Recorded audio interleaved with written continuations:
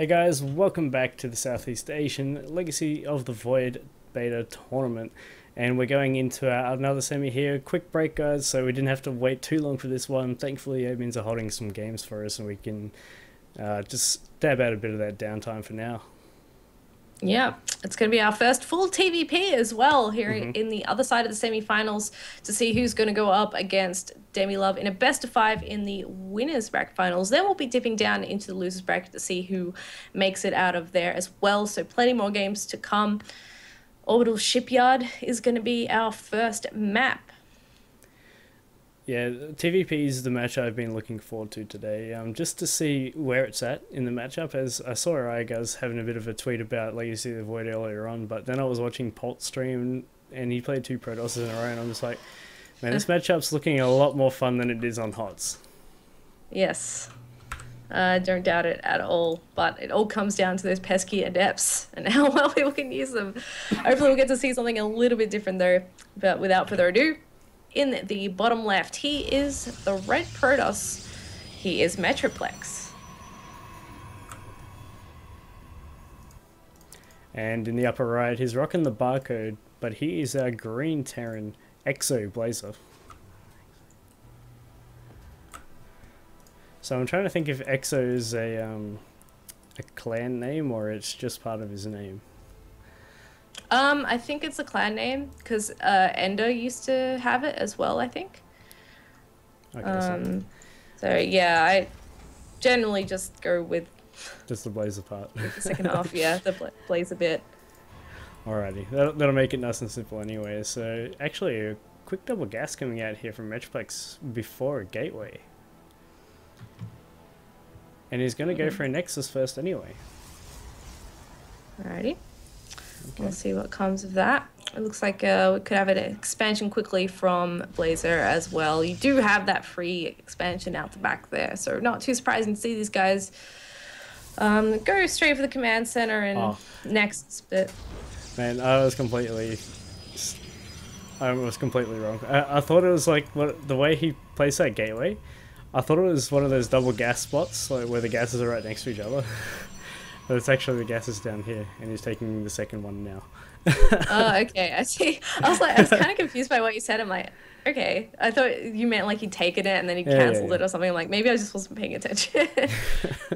Yeah, just some of those maps having the gases right next to each other, and it just completely caught me off. I'm like, why is he doing that? Alright, we figured it out now. Thanks, Gateway. Not to worry, yeah. It's just a little bit of a safer opening for both players. I don't think I've seen anyone be brave enough to go straight out CC first or Nexus first in a really long time. At least not in Legacy of the Void. I mean, so... yeah, I'm not surprised to see those first couple of buildings come out before that, and this probe will escape with its life there. Unable to get too much of a scout here, but even seeing Marines at the front there gives him a little bit of info. And the follow-up is actually going to be just the usual 2 more racks from BLaZeR here, so perhaps a biocomposition is in order. Yeah, very important to get those 3 racks up very early here against the Adepts as well. I mean, people have been saying Cyclones are kind of good, but once the War Prison comes into play, if you have Cyclones on that, they can kind of fall a bit short the Cyclones. So I do like the 3 racks reply a lot more, or just opener a lot more, just because obviously splitting up units is a little bit more easier. And I mean, if the Adepts try to... oh, sorry, I completely got lost there. Apologies. But anyway, back on the other side of the map here for Metroplex. He's going to get himself a Twi Council, and I'm not sure what his transition is going to be here. I was actually expecting the Robo and Warp Prism switch here, but he got a little bit of a scout off at the top of the ramp there with his Shade, and he saw there's a bit of bio on top of the ramp, but not too much to worry about for him just yet. I mean, Stim's only just starting up for him now. Yes, indeed. We've got that Blink on the way for Metroplex as well. And this isn't too bad of a map for Blink. You do have a lot of space to get up into that main base, and that can be really, really difficult to cover. It kind of reminds me of, oh man, now that map name's going to escape me. Coda, where you have the ledge on the left-hand side that you can hop up into as well as the ramp. But luckily, this is kind of like one long line. It's not like you've got to be on 2 different fronts at once. It's just a lot of space to have to cover. Got the Robo following up as well, so we can grab an OBS out of there. for a bit of that vision. Oh, the scan. I think he actually did just get the Twilight Cancel in there. Yeah, he did, and he sees that it is upgrading. So he's going to be able to see what is exactly coming out. He should know the response here, and he's got already 3 racks on the map. It'd be interesting to see if he actually, when this reactor finishes up here for the factory, slaps it on top of a tech lab and gets himself a siege tank here, because siege tanks against a Blink Stalker is going to be really, really good. Yeah, that will help out a lot. It's just a little bit tricky to use, I think, like siege tank.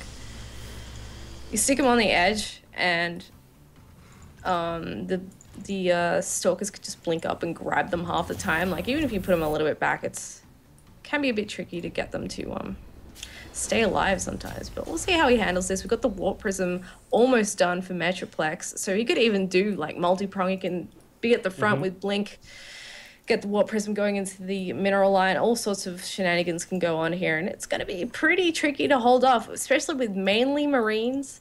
Stim has just finished though. Well, it will in a couple of seconds. So at least he has that, but without Medivacs out just yet as well, you know, he's going to have a little bit of limited capacity to really backhand these stalkers out of the way. Yeah, that Warp Prism joining up with the Force now. He's actually going to just sit here and reinforce down there. I do like that to start us off, obviously, to get a little bit more stalkers down the map. And just because it's such a Marine-heavy force at the moment, these Adepts, if they're kept alive well, they're going to do a lot of damage here, especially with these Blink Stalkers. And there's already a lot of Stalkers on the map. And Rodders being a little bit nerfed as they are, this trade should come down pretty well. Stim has finished up, though, for our Terran. This Medevac's going to help out a lot. He needs to repair that tech lab, actually, because with the time warp there, he's going to have to get out of the way of that position. He's going to lose combat shields. Oh dear, he does in fact lose that. That's going to be a big blow. These units are going to be that much squishier and not the greatest position for the Terran to be engaging in either. There's a lot of Protoss left here. It looks like Metroplex is really going to bring some hurt here. I'm not sure if he can clean it up, but the Widowmine hits aren't too bad there at all. I think Metroplex really made an unfortunate decision there to just blink up and charge all of his units up there, and then just the Stim bio just absolutely annihilated just because he couldn't leave. And then the Widowmines got their shots off as well. That Protoss army just got completely cleaned up, and now there's Marine Rotor Force. They got Medivac support, even more Medivacs on the way, and Metroplex is in a bit of trouble here. Yeah, I thought Metroplex was actually doing quite well there, but once he backed up the ramp a little bit, I guess he didn't expect the Widowmine shots because they certainly did a lot of damage. But with the Warp Prism, this is how much utility he has. He can force him to stop mining, force the whole army back, really, if he was close enough. But considering that Blazer is already halfway across the map, he's just going to go for it. He's realized he's going to lose way too much if he turns around at this point. He's still got Widowmines alive, so he's going to try and use those to his advantage and use that to get rid of those Adepts and Zealots. But, well, what can Blazer get done at the front here? Cancels the third right off the bat. Force Field going to buy a bit of time for Metroplex. He's trying to get the pylon cannon ready to go. He's waiting for that pylon to finish up, and there we go. He will cast that photon overcharge, and that does some work. But is there enough back at home here for Metroplex to clean this up? And it just looks like he does have enough. Those pylon overcharges, man, they do some serious work. Move those Medevacs. Move them. Don't lose them. Oh my god. It stays alive. If he warps in some stalkers, he's gonna boost straight back. Where's he going? I don't know. I guess he's trying to get as much done as he possibly can, but he really needs to get out of here. He cannot be losing these Medevacs. They're so important. Look at that one. Survives on 2 health. No, there's a second overcharge. Oh man, they did so much damage there. Actually, back at home, Blazer has a bit of a keynote. It picks off an observer. Wow. But I have no idea what just happened. Yeah, both players have traded off both of their armies here with their attacks here. And it's a bit of a strange play, but it looks like the Warp Prism's been dealt with as well. But Metroplex looking for his third base. Meanwhile, Blazer does have his third CC finished up, and that'll be moving out soon enough. So both players are going up into their third roughly the same time. But upgrades though, the advantage is looking in Metroplex's favour once that +2 armor does finish up, and it's going to be interesting to see how the game kind of pans out from here. If we're going to see Liberators eventually get added in here for Blazer. I mean, the zoning ability against Protoss is so good for those Liberators. Yeah, it certainly is. You know, after all that back and forth with those engagements, it looks like Metroplex actually came out behind on that one.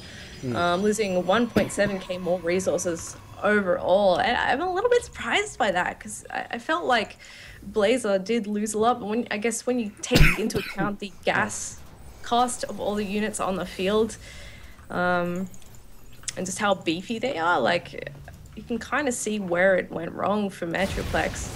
But, you know, with a third base coming up and a fourth at the same time, I think this is a good move. He's going to be able to recover that economy. He's moving into the Templar tech as well, and getting his upgrades still rolling as always. So he shouldn't be in too bad of a position in a minute or so. It's going to be interesting enough, but there's already another Terran force about to head across the map. It's been spotted though by this observer, but the army here, I mean, is very, very zealot heavy. So he does have the the concussive shells on those Marauders there, so he can kite for a while against the Marauders, but it is just that other army that he has to be scared of. I mean, Immortals, there's not really any adepts in there. I think if he gets a couple more adepts, it could be good for him. Some zealots are making their way across the map here for a counter attack, and Blaze's going to do his best here to try and cancel this fourth base, and it looks like he will kill it, but at the cost of so much of his army. Oh man, targeting down those medevacs, he's able to get one, not quite able to get a second, but the army just kind of got blown up once the Protoss really got in his face there. So he is forced to go home with his tail between his legs. Looks like BlaZe's macro is keeping up all right though, so he has a few units. He loses a second medevac though, and the Protoss army still looks very scary. This could be really hard for him to hold. Yeah, he does have good amounts to try and help him out there, but the Adepts are charging in, trying to zone him back as far as possible while the Immortals get up on top of the ramp. Guardian Shield doing work as well. And now the Adepts are in the back line. I'm not too sure about that one. He doesn't really have too much to tank, and it looks like the Terran's going to be able to hold this off once again. Two engagements going at once. The Adepts do eventually melt to that bio. A little bit too much there for them to handle. And the last couple of Adepts will fall in the front lines as well. So Metroplex getting a little bit too excited there, I think. Certainly lost much more than he should have with the medevac pickoffs. I can't really blame him for making that mistake because, you know, you get a chunk of the Terran army and you're like, sweet, maybe now I can push. Gets a free Immortal in the middle of the map there too. Metroplex I think this is a pretty good. Flustered. This is a really good timing here for BlaZeR. But the turret overcharge, it's going to basically one-shot all those weak Marines in the army. But the Widowmine, so he kills off the Moisture Coil. That's going to help him quite a lot. Those Archons do get up there. The Widowmines here are going to have to do a lot of work and actually clean up pretty much most of the Zealots. One more to go. And this is... Well, actually, the Medivacs don't really have enough energy, but he can keep pushing the issue here. By the look of things, he's got enough DPS, but he does have to be careful. Those Zealots almost one-shot those Marines and Marauders too. But that's not a bad trade there. I mean, he keeps his supply lead. He's got to be careful though. The economy might get a little bit out of control here for Metroplex. There's no fourth base in sight just yet here for BlaZeR. Yeah, I think he really should be thinking about that too. He's floating a lot of minerals. He can certainly afford it. Going for Ghost now as well. Good move considering that the Templars are now out on the field will help a lot. And any money and EMPs that he can get as well will really work wonders for his ability to engage. Because if he can wipe out that Protoss army, you know, he suddenly gets the fourth base and puts Metroplex back in a bad position yet again, because Metroplex still throughout this game has lost a lot more than BlaZeR has. So if he gets that fourth base, I think BlaZeR's going to be looking a lot better. Yep. And there's a War Prism just chilling here on the other side of the map. He's going to warp in. There's actually rocks that haven't been taken down just yet here for BlaZeR, so these others are just kind of walking into, well, not really much at all. And this army coming across the map here from BlaZeR looking pretty tough once again, but his Medivac energy is low. He's going to engage, use it by as best he can. He's got the 1-1 still. Ghosts are on the way. And once those Ghosts are out, he could really do some serious damage, but that Storm damages so much to the army. That's so much Medivac energy that has to be used now, but the Ghost now coming out to try and defend against his Zealot warping it home. I believe they just kind of got elevated into the natural there. But that War Prison there still being threatening, but it looks like it is going to get pushed away for now. Well, it might actually go down. Yeah. Oh, not quite. Needs to get those SCVs mining again, man. Can't have them running around. Really needs a fourth base. He's still being too caught up in attacking and trying to get something done on Metroplex's side of the map that he hasn't really looked at his economy. And I'm a little bit worried that he's going to suddenly look at his bases and realize that he's kind of only on one base, like 1.5 between the main and natural and what's left there. He really doesn't have the strongest economy at the moment. And Metroplex really starting to get a crazy army up. You know, he's got Adepts, Immortals, couple of sentries, High Templar, it's going to be pretty tricky to engage the more army he's able to get out. You know, with the Ghost coming into the army for Blazer as well, it's not looking so bad. Yeah, looking pretty scared here for Metroplex actually, because if he's not careful with his High Templar Ghosts, man, they can really do some damage here. As the Ghost coming up, can he get the EMPs he's looking for? And he does! He nails absolutely everything though, but the Warp Prism has saved most of those High Templar over to the left there, and now we're going to start blanketing down some spawns, but this just might be a bit too much bio. He's dropping mules, but it's just a little bit too early to call. Oh, sickest EMPs, but it looks like Metroplex just still has that little bit too much in his army. The Immortals survive, and they're going to help out a lot against what Marauders are remaining. Not all that much left at home for Blazer. At the same time, he really has to back up, pull SCVs, and regroup. This is going to be another blow to his economy. Is it actually going to be enough to hold off this attack from Metroplex? Warping the Zealots, and that's just going to be it, I think. I think Metroplex, Blazer was in a better position than he thought, but then the Protoss having +3 armor on those Zealots, look how long they last. And just now the Immortals going to town on what's left from the back. Even EMP's trying to go down as a last second deal, but actually there's Widowman's going to get a couple of shots off, but I don't think there's going to be enough bio here. These Warpings are absolutely huge. Now 4 Archons on their way as well to support these Immortals. It is a very tough running CFR out there. Absolute insanity for Metroplex. He's got this game in the bag at this point. The 1-1 Terran upgrades cannot compete with a 1-3, I should say, Protoss army. Beefy units are what's still alive, and he just doesn't quite have the firepower to get rid of it all. He's picking up an Archon here and there, but at the end of the day, he's really fighting with every little bit that he has left. And there's the GG. Metroplex looking really good there. Takes game number 1. Man, what a really back and forth game that was. Like, it was literally back and forth. They just kept trading armies off against each other. And eventually, I mean, Blazer played that really well. He could definitely bring it back in our next game and tie up the series. But he just took that engagement. He was a little bit slacking in his upgrades. His economy lacked a little bit. He forgot to expand. And it kind of caught up with him there as Metroplex with his +3 armored Zealots. +3 armor, pretty much everything that was on the ground there. But yeah, it just kind of came back to bite him, unfortunately. Yeah, hopefully can tweak that and fix it up a little bit for the second game, because Metroplex, much like DemiLove, has been one of the guys that's doing very, very well in this bracket. He's taking a lot of matches, but I think if Blazer just tuned his play a little bit more finely, he'd actually give him a bit more of a run for his money, because he was looking quite good, all things considered. It's just as his macro fell off, that kind of thing really hurt him in the late game. But that was good, you know, that's probably the most action-packed game we've had so far. Yeah, that's why I was really looking forward to TVP. I mean, TVP's been kind of a bit like the same recycled stuff over in the moment at Heart of the Swarm, but man, going into this new game, it's looking really awesome just the way different things are coming into it. So just see if we can get these players into our game. Yes, indeed, Terraform map number 2. Should be a good one. And once again, if you're just joining us, winner of this goes on to the Winners Bracket Finals to play up against DemiLove. Winner of that will almost secure their what do you call it, seed into the group stage. So the winner of this entire bracket gets through, and then second place player is eligible for a redemption vote. Redemption vote is also given to the third place players from the other 4 qualifiers. Yep. And that will determine who actually gets voted in for another shot in the group stage, which is going to be 10 players all up. So this is actually the last qualifier we've got going on.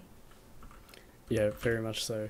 The other qualifiers, they were a bit quiet, but this one, man, it's bringing the action. The other ones, I have to say, like, quite honestly, like, the players that got out just kind of steamrolled their way through. But this one, man, there's a lot of different skill fights going on here, and this is, I suppose, we've got a big wide variety of regions playing in this one, especially with the Sea Open. I'm pretty sure there's like 12 or 13 countries playing in this one. But, yeah, for sure. I mean, the other ones we've had qualifiers for Philippines, Singapore, Malaysia, and Thailand. And if you think of those places, they don't exactly have a huge player base for StarCraft 2. And the people that got through are the people that you know from those regions. So it's not all that surprising that they were maybe a little bit more one-sided. But you're absolutely right. I think this one has had some really good matches.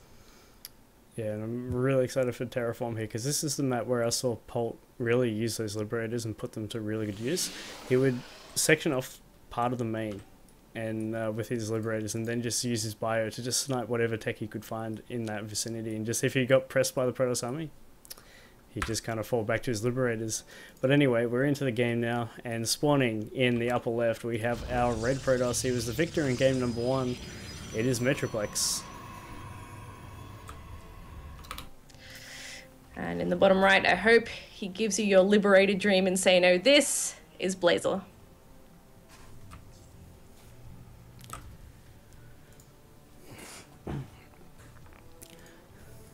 I think Blazer unfortunately made the supply dip a little bit later, so it's not quite completely tuned into LOTV just yet.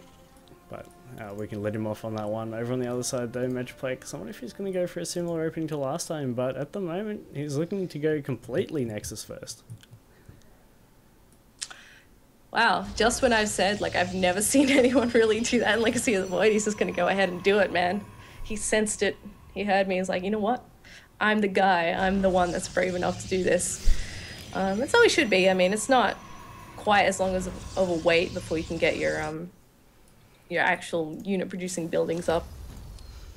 Yeah, it's going to be a Reaper scat here from LOTV, and he's going to be able to see that it wasn't Nexus first, so once he does find that, he's going to try and find out something to punish that. But if he lets it get away for too long, Metroplex is going to be in such a nice position here, transitioning into like that 6-7 minute stage. Alright, first Reaper queuing up here for LOTV. He hasn't quite... Okay, as I say that, he has thrown down his CC. Actually might be adding on a couple more Reapers here with that extra supply depot. It's going to be interesting to see if he does add it on. I mean, it's funny watching him dance around with those Reapers, of course, with their little grenades.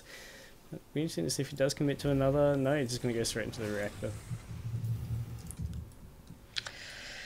Yeah, we'll see what he gets done. I mean, he's going to come in with the SCV Scout. Perhaps he can pick off a couple of probes with some good Reaper control if he's lucky. I'm not expecting him to get too much done. Obviously, you don't want to be paying a hefty Reaper tax this early on in the game. And he's going to head into straight into that factory. Interestingly enough, he actually kind of backs out the Reaper there after seeing the Cybernetics core wasn't even finished. There was nothing making out of the gateway there, so I was surprised he came all the way back. He must have sniffed out there was a probe out on the map, and he's really coming home to try and find this. Yeah, he's, there we go. He'll find it. He will get at least one probe. Oh, he's going to leave it? No, he'll find there it. we go. There we go. Finally going to clean it up. All right. There's the orbital coming down. I mean, it gets confirmation that there is, in fact, a natural for Blazers. We've seen a couple of Terrans before. Haven't always actually gone for a natural base, so it's good to get that confirmation in there before you go any further on with your build. And we'll see what Metroplex has planned, because I feel like, given how LOTV played in the last game, he's really just going to be concentrating on bio units as usual, maybe a couple of ghosts in there as well. He doesn't seem to be experimenting too much with the newer stuff available. Yeah, it's actually interesting this build coming out here from Metroplex, going to a very fast rover here with the extra gates.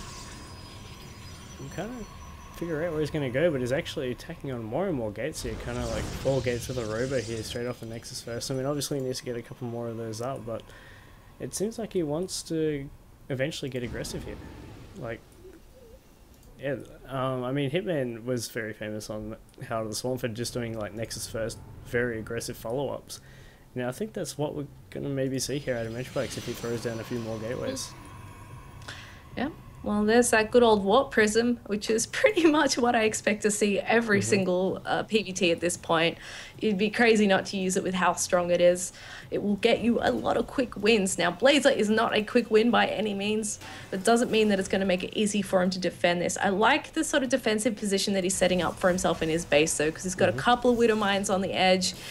He's making sure he's got supply depots in view of all the sides of his base as well, so he doesn't get caught out by a secret warp in or anything like that. And he's actually going to kick off his own aggression by sending a drop across the map. Yeah, Widow Mines are being picked up though here by Blazer. He's heading out across the map. The Medivac actually going to miss the Warp Prism, so it's going to come down who's going to do the most damage here with their harassment. And the amount of units that is out on the field here for eXoBLaZeR, he's not really protecting his main too much at this point, so it could be pretty devastating for him, even though back at home here for Metroplex there's not too much back at home for him either. Yeah. That's, wow. This is going to be a little bit awkward for both players to try and defend and attack at the same time. Well, looks like one middle finder will get picked up, but two get some decent hits at the same time, though. We've got Zealots and Adepts doing all kinds of damage in the main base for the Terran. 10 workers killed apiece at this point. And he's actually going to go for the stim, and I think he'll get it. There's no way that he can stop that if he targets it down.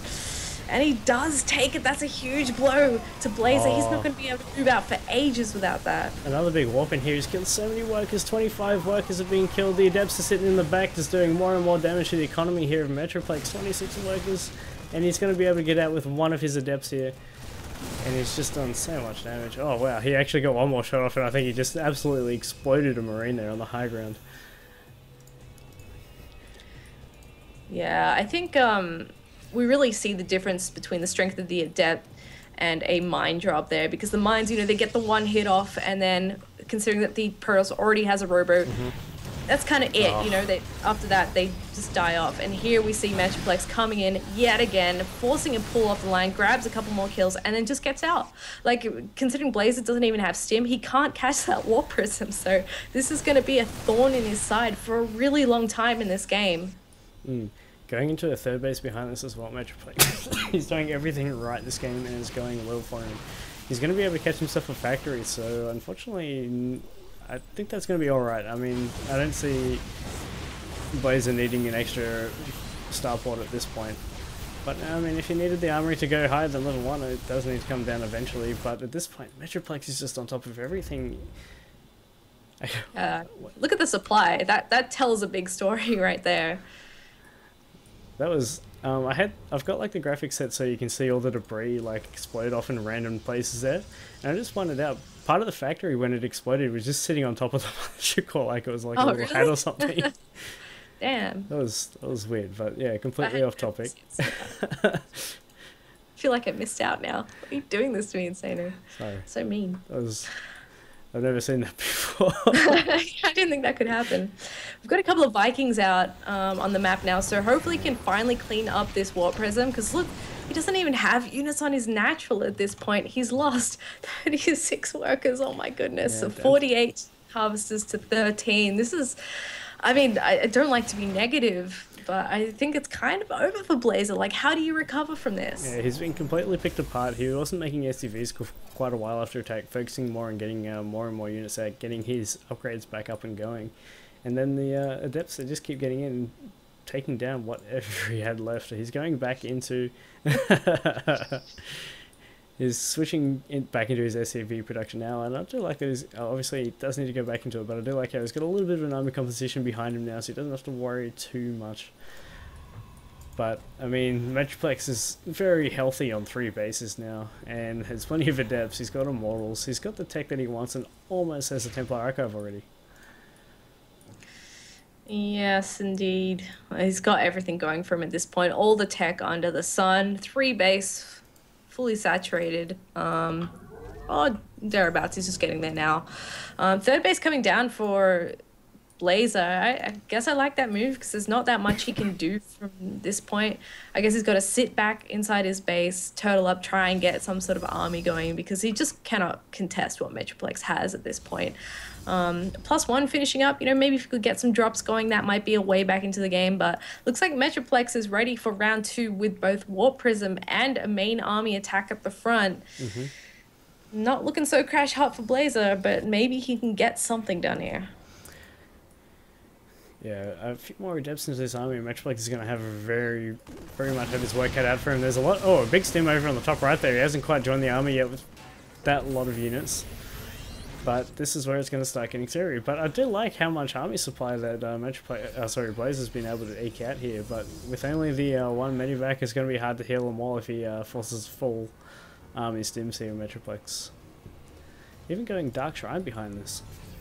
Yeah, he's got everything available to him. Like Dark Shrine at this point would just be putting salt in the wounds because he doesn't actually have detection out on the map. So if he just snuck those in there, really BlaZeR would be using these very much needed scans for his economy for detection. That's mean. That was actually a really good storm.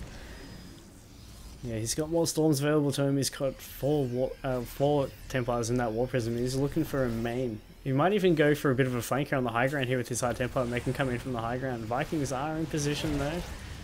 Gotta be careful.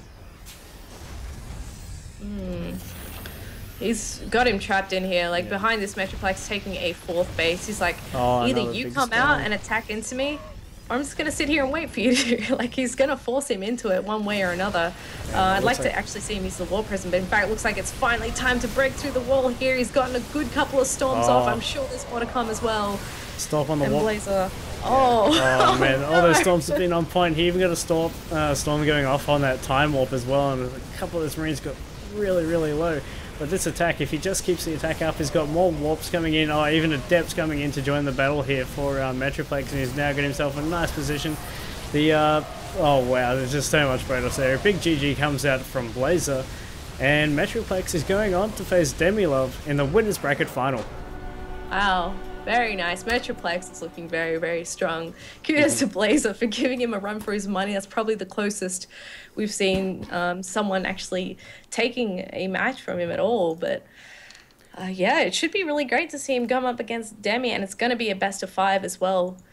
So hopefully we get some good matches out of that. We're going to see something a little bit different from Demi, as we've only seen him in his EVZ form so far. So let's see what he's got against the Zerg versus Brados here. I mean, he will have to deal with Adepts, obviously, so we'll see what he's got to, well, what he's been doing to try and ward off Adepts, or see what his play has adapted to him just yet. But anyway, we will be going for a quick break, guys, while we wait for the vetoes to happen here for, and actually, I wonder, is this a best of 5 coming up?